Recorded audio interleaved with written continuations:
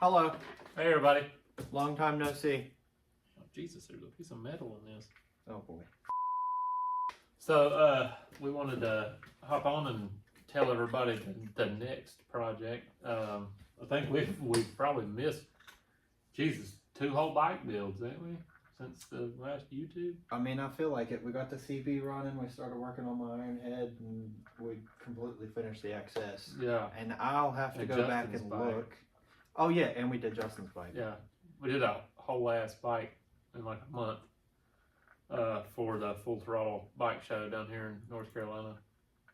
Yeah. I have plans to go through and steal everybody's bike and do like a little bike feature video. So I'll work on that. But in the meantime, we kind of wanted to tell this story because this is a cool one. I would say it's one of our first like customer came to us builds rather than us build a bike and kind of send it out. Yeah. Do you want to run them through kind of the... Yeah, so we were on a bike trip that we take annually. This was, I think it was the first bike trip that we took for the shop anyway. And there was 6 of us, probably, something like that. Yeah, 5, 6. 5 or 6, and we stopped somewhere to eat. That was like one of the first places we stopped. And a guy came running outside as we were loading up our bikes to leave, and he was like, well, I'm glad I caught y'all. These are some cool bikes, blah, blah, blah. You know, asking if we built them ourselves, and we all got to talking about the shop and stuff like that. And he said, you know, what a lot of people say. He was like, man, I'd like to get y'all to build one. And a lot of people don't follow up, but this guy has kept in contact with me over the past 3 years. And sent a check this past winter. He didn't talk to him on the phone, and he wanted a big twin Evo. We talked to him about shovel heads too, but he'd rather have an Evo for the maintenance.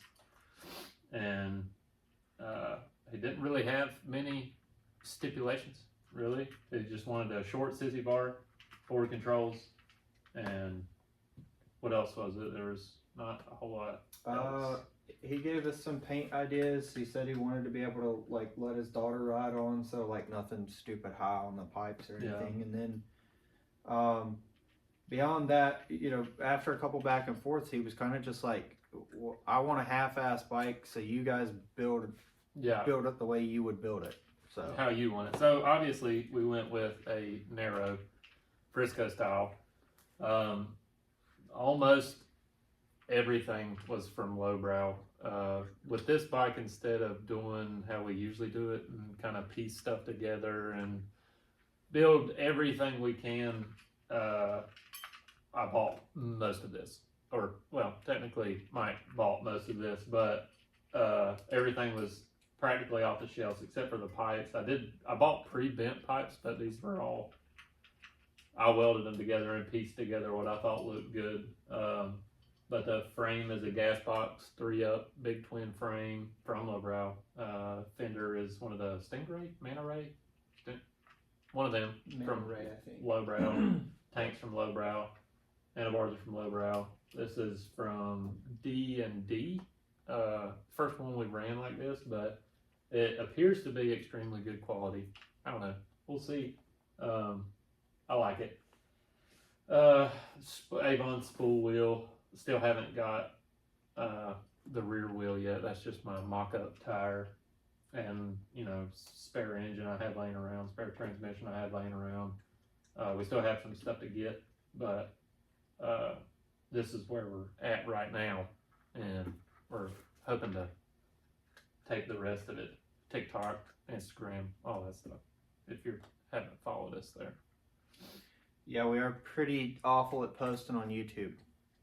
Obviously. So if you want to see more current, like up to date, actually us posting, his TikTok, my Instagram, combination of the two.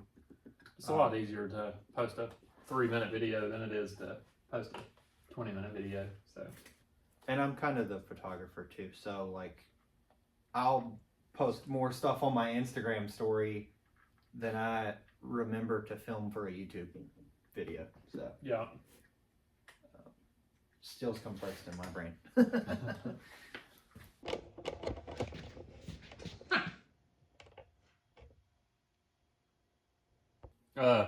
So we're gonna go with a Ultima, probably the single fire ignition, and a CV carb. I'm gonna make a bird deflector style. I'm gonna mill something. I don't know what yet, but it's gonna be one of the fancier pieces of the bike, I would say. Like I said before, we bought most everything, but we've made as much as we could. We made the sissy bar, license plate bracket, the headlight bracket, and we're gonna make some more smaller things.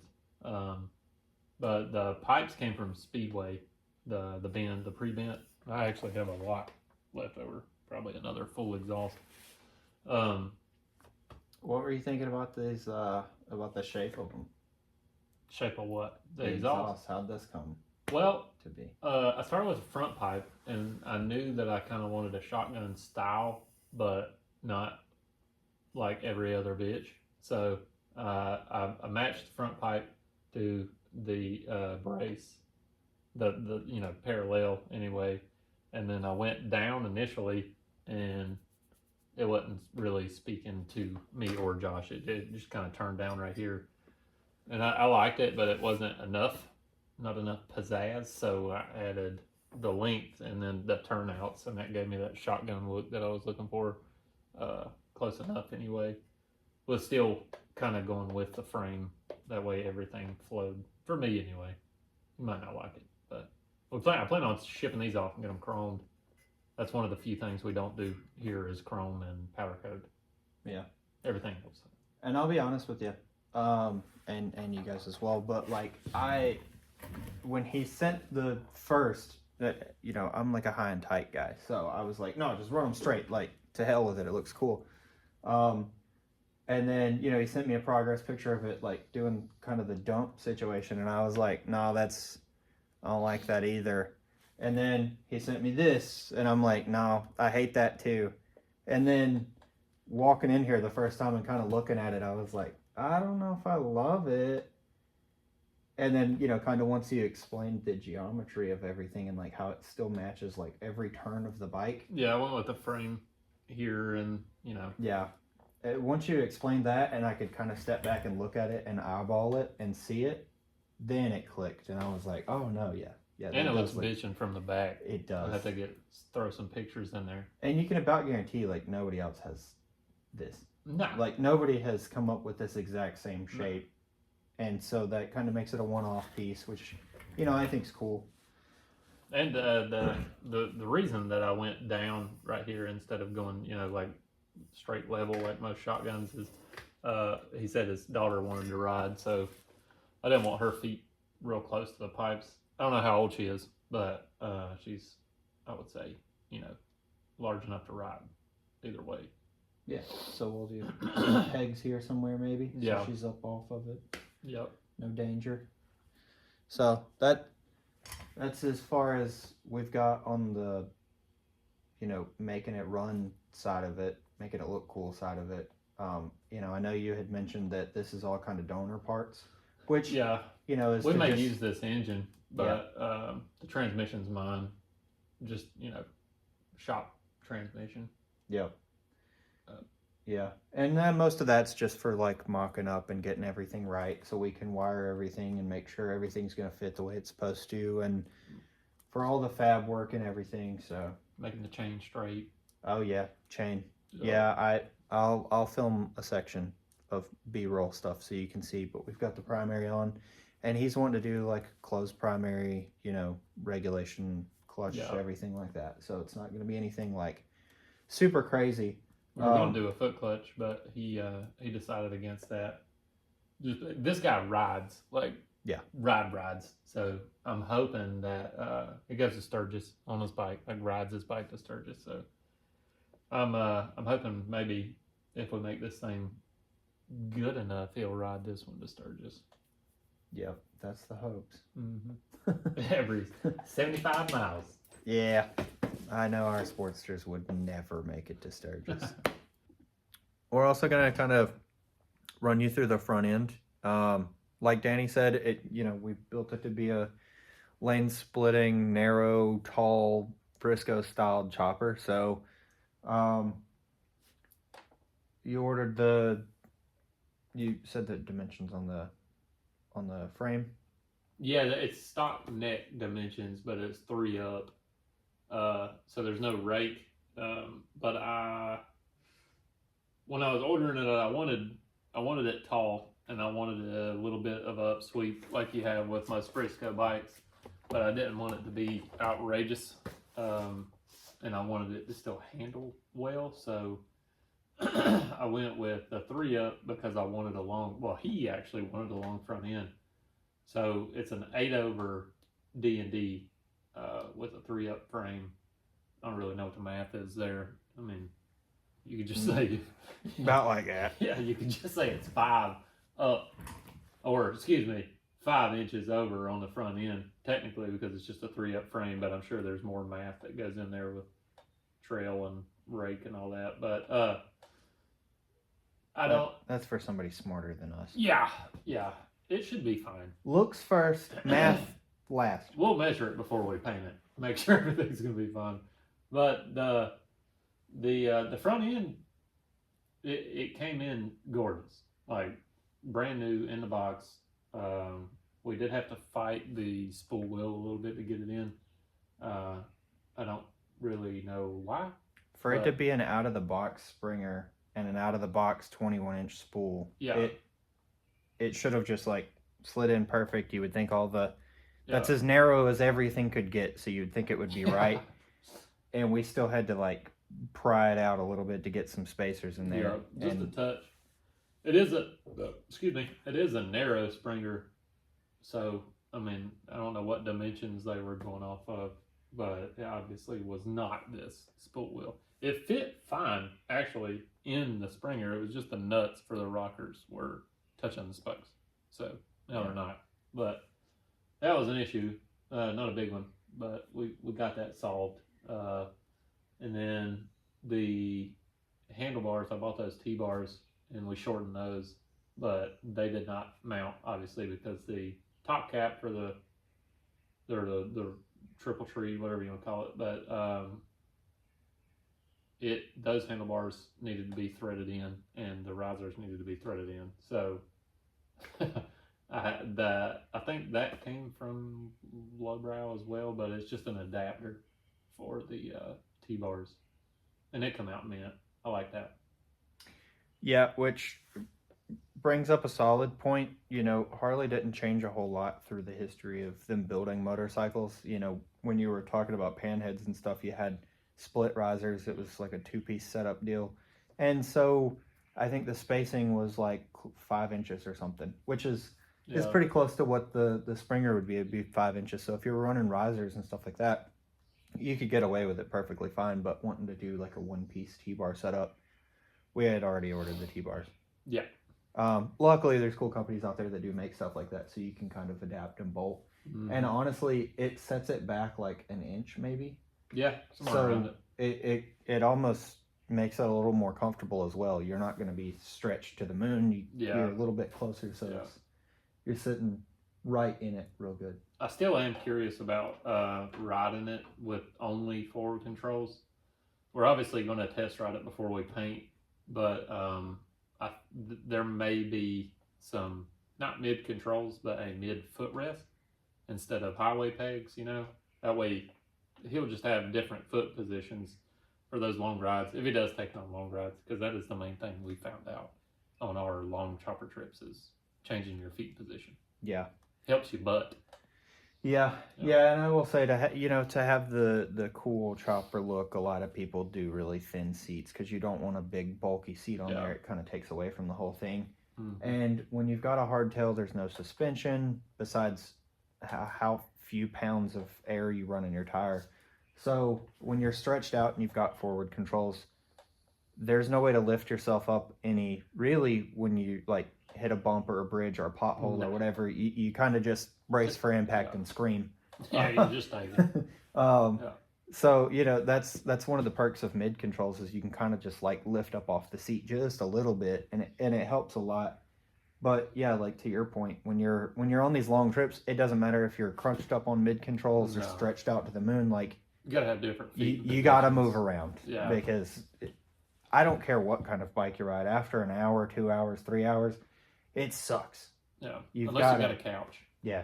Well, yeah. I would say even on baggers and stuff. I think you still got. I've never rode one on a long trip. A bagger. I don't think I have either. Not like serious miles, but let us know. Do you gotta change your feet in position on the bagger boys? Yeah, I would assume so because like a lot of dudes have the highway pegs on the crash bar. Yeah, you're right. So you gotta be like moving them around. All the way up here, look like I hit a tree. I will say that there's this one guy that used to come to the dealership that I worked at, and he had, he had his floorboards, and then he had like the longest reach highway pegs, but he also had these ridiculous bars that came back like behind him almost. Yeah. And I'm like, this thing sucks. It was a pain to get on the lift. It was a pain to get off the lift. But as soon as you hit 52, you could stretch your feet out, and then you're sitting like this. And it's like, dude, I might as well be in the recliner. This parachute. It's the best. Yeah. It was so comfortable. I can see that. Yeah, fitting position is crucial, and it really is. That's a note on these forward pegs as well. When we threw a seat on it and kind of sat on it after we got it together, I was like, oh, that's gonna suck. And then I sat down and I was like, oh, actually, yeah, this is perfect. I don't know why it's so good. I don't know. But it is. The guy's Mike is 6'2", I think he said. He's a taller dude, not super tall, but that's why he said he wanted forward controls. He would have been fine with mid controls, but yeah, we're gonna do what he wants. For sure.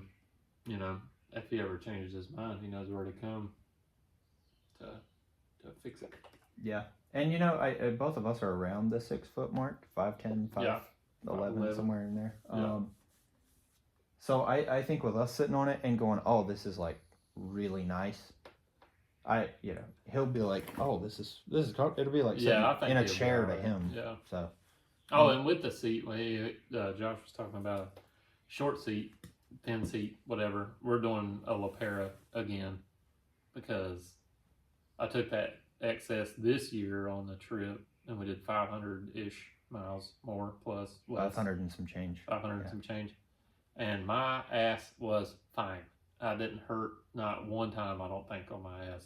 I did have 2 different footing positions, but dude, that LaPera is key. So we're gonna get a pee pad for his daughter and make it removable. I'm gonna have to make some sort of quick change deal for that. That way he can just slide it on. He's not having to fuck with pulling that fender off and stuff. I just said a bad word. But yeah, the LaPeras, that's all I will ever do, I think, from now on for the choppers we build. Unless there's a naysayer about it. I'm not sold. They're cool, but dude. No, I will say, and that's, again, we've got to do a walk around on that bike because we kind of finished it and didn't do anything. It was focused to get it done, ride it, have it ready for the show, and then we didn't have a show. Yeah, we didn't have a show. We didn't. But we did take it to Full Throttle's show. Yeah. So we kind of neglected it as far as like putting it on social media and actually showcasing it. So I do need to still it and take photos, and also I'm gonna try to do a walk around for the YouTube as well, so we can actually kind of see all the parts and pieces and how we laid everything out. But that's another perfect example, I think, of seating position. Because there's no actual pegs on that bike, so when you sit on it, you kind of sit like this almost.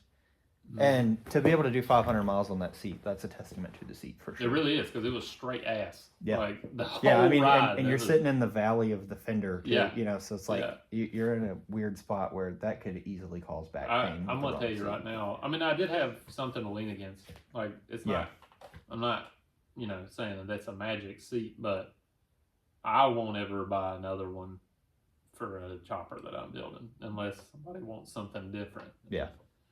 I'm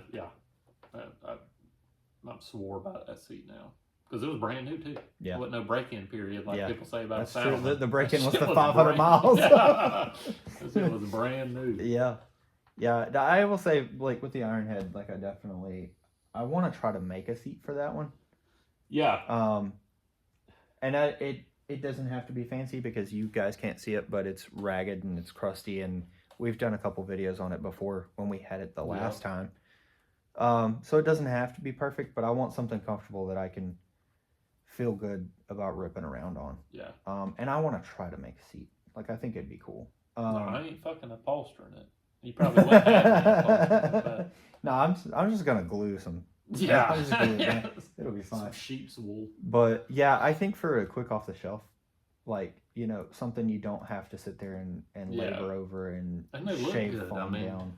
They do look really good. It's a good looking seat. It looks good, and I like how they offer it too, because you can do it just the solo style, or you can add the P pad, and then it's a whole like backless king and queen situation, which is cool.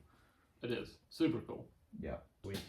So you know, we usually go with the little button that you add to the back end of the starter, but I may have put the pipes right where the starter's going to go, so that's not going to work. One design flaw of the pipes is not bad. Yeah. Yeah. So we went ahead and we used our usual. I think this is half-ass right here. I think every bike if there was a signature piece, it would be the push button. Yeah. So this is the key. It's just a button. Don't steal our bikes, please. Yeah. If you want to steal any of our bikes, that is how you do it. It's this button turns it on. Yeah. But so we went with a momentary switch for the starter, and I already drilled the holes and put the wire through for the little green wire on those starters. But I think we got it to where your leg won't hit it. Well, that's something we'll find out. It's just tack welded in there. But that's how you steal it. Please don't steal it. We're going to try to hide all the wires again. We got the fuse box down here. I don't know if you can see that. The fuse box is directly below the oil tank, mounted on the fender. We're going to run some pipe under the fender for the tail light. This is a super cool tail light, I think, from Prism? Yeah. From Prism. This is a ribbed one. I hadn't used one of these yet. That's also not sponsored, but if you're on YouTube and you're looking for stuff and you happen to have never seen their channel, they usually make really cool stuff and really cool videos. They do. The Prism weld-on taillights they're kind of pricey. I mean, ish.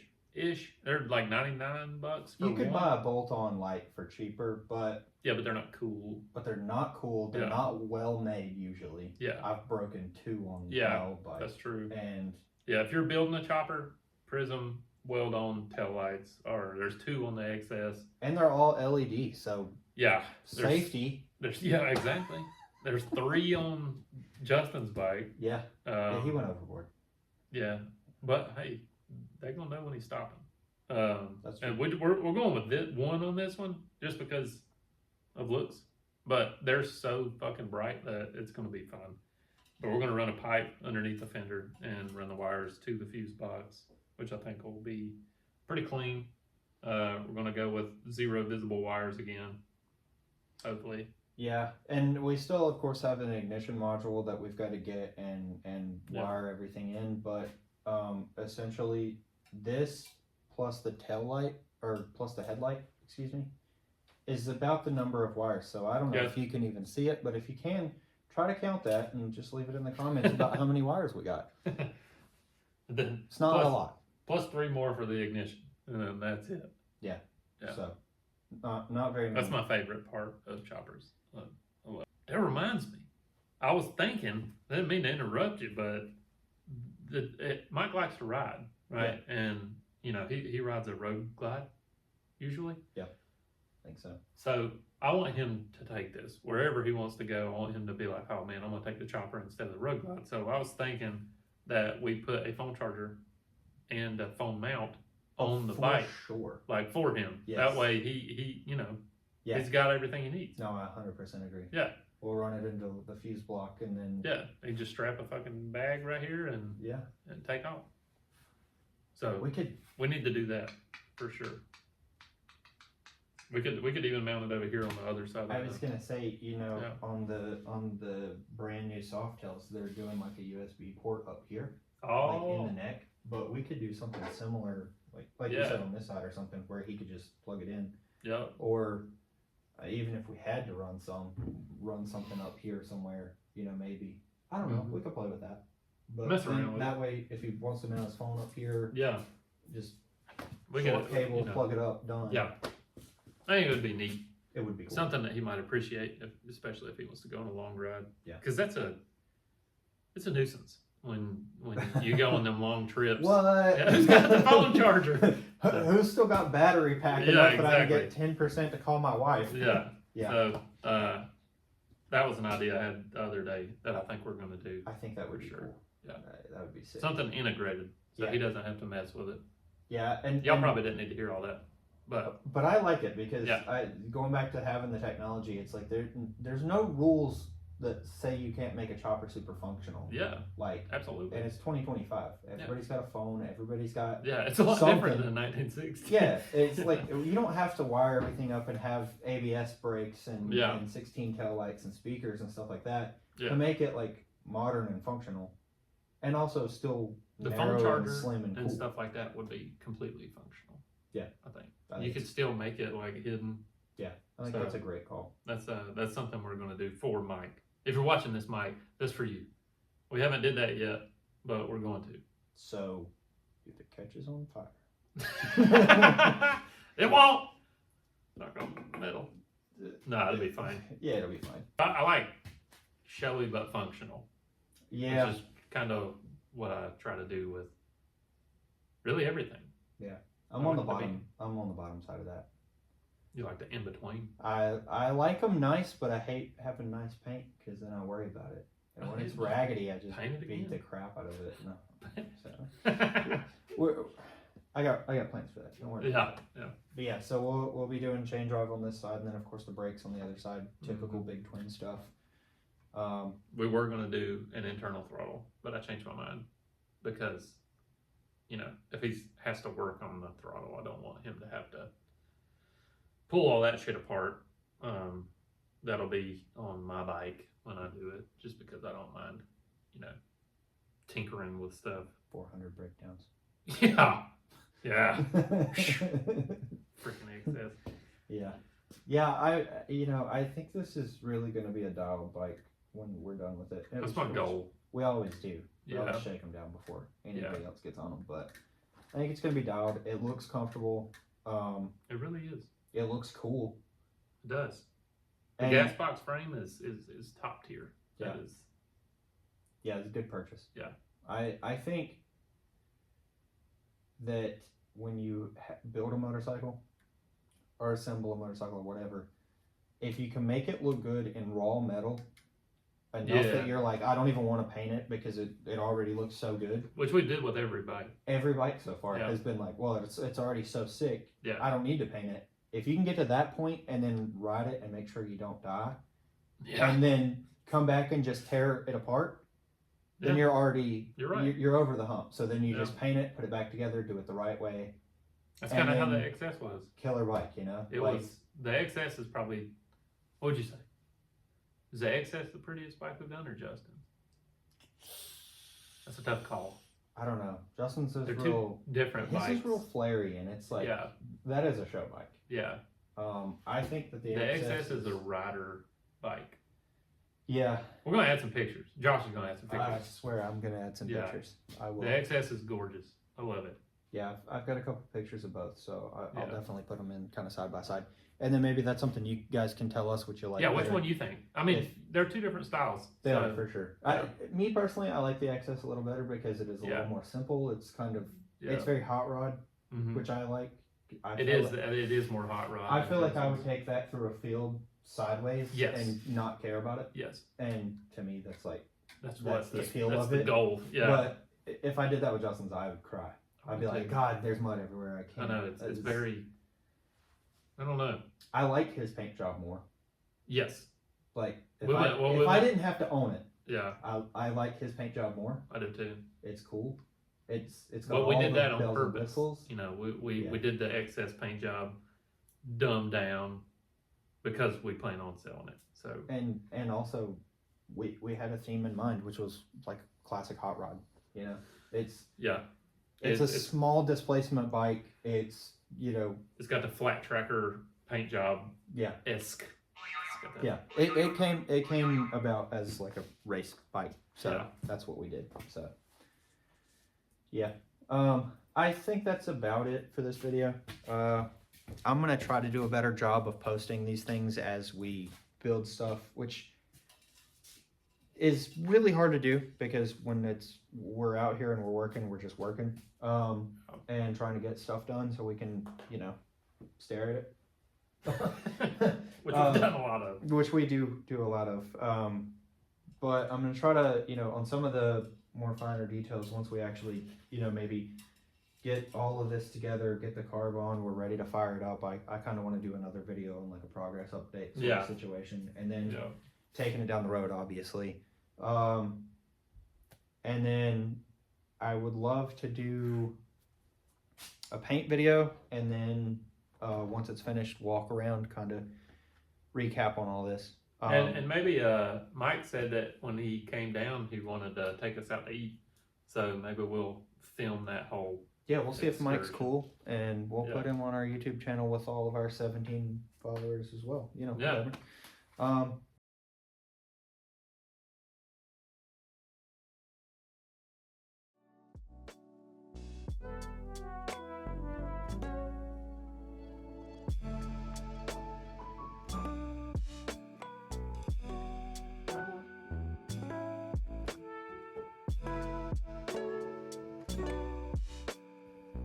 But I think that's gonna wrap this.